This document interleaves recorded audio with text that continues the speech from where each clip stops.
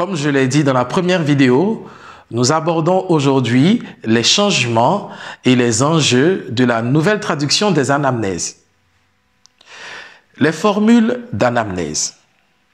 On va essayer de dresser un tableau comparatif des formules de l'ancienne et de la nouvelle traduction. Avec la nouvelle traduction, nous avons 4 formules. Dans l'ancienne traduction, nous avions 3 formules.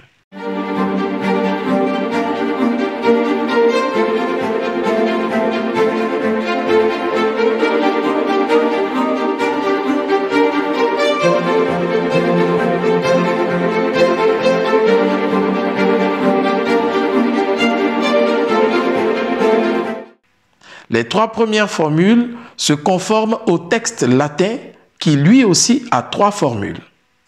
La 4e formule est une particularité du texte français.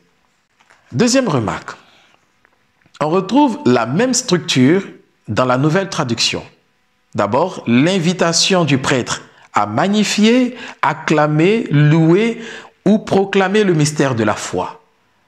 Ensuite, l'annonce de la mort du Christ, la proclamation de sa résurrection et enfin l'attente de sa venue. Troisième remarque, la deuxième formule dans l'ancienne traduction ne comportait pas cette invitation du prêtre à proclamer le mystère de la foi. Elle commençait déjà par la proclamation. Alors, parlons des changements. 2 verbes sont remplacés. Nous proclamons devient nous annonçons. Idem pour nous rappelons. Nous célébrons devient nous proclamons dans la première formule et disparaît simplement dans la deuxième. Pourquoi ces changements?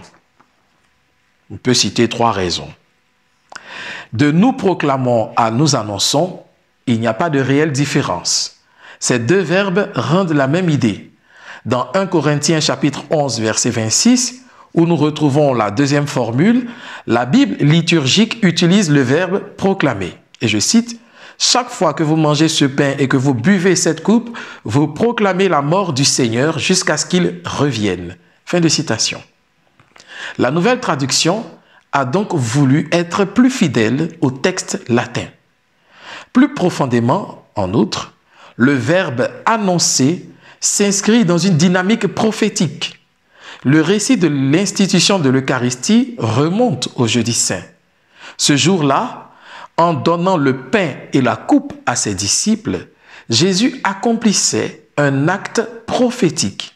Il annonçait sa mort et sa résurrection. Les verbes livrer et verser en rendent compte.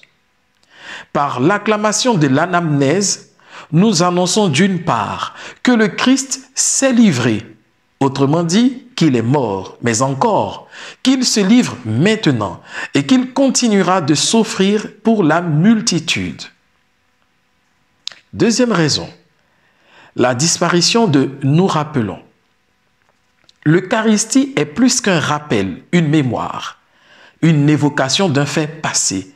Elle est un mémorial, c'est-à-dire un événement certes passé, mais qui est vécu dans l'aujourd'hui de l'existence, qui se renouvelle sans se répéter, puisqu'il a été accompli une fois pour toutes. C'est en cela qu'il est un mystère de la foi. La troisième raison, de nous célébrons à nous proclamons. Cela met en évidence une fois de plus ce caractère prophétique, je dirais, de la messe, dont le récit de l'Eucharistie est le cœur. Communier devient alors plus qu'un acte liturgique pour moi. C'est un acte prophétique, un signe pour le monde. Lorsque je communie, je dis au monde entier que Jésus ressuscité est toujours vivant. Alors, quels sont les enjeux de tels changements? Les changements de la nouvelle traduction nous aident à faire un peu plus attention à ce que nous disons et sommes appelés à vivre au cours de la messe. Il est bon de vivre de temps à autre pareils changements pour sortir de la somnolence de l'habitude.